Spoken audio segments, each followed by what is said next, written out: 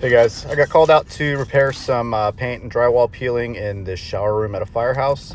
I started out by scraping off all the loose material. I circle back with some all-purpose drywall compound, and I get it all patched up and then sand it out. Once the sanding's done, make sure that I brush everything off, all the loose material from sanding. I'm going to hit it all with some Kills primer. I'm using the spray version of this just because I'm trying to get this job done quicker, and it kicks off. It's solvent based.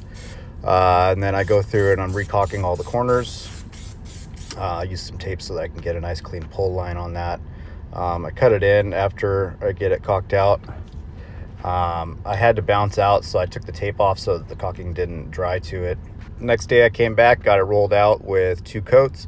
I think it looks way better now, guys. Let me know what you think in the comments. Like and subscribe if you're not following already.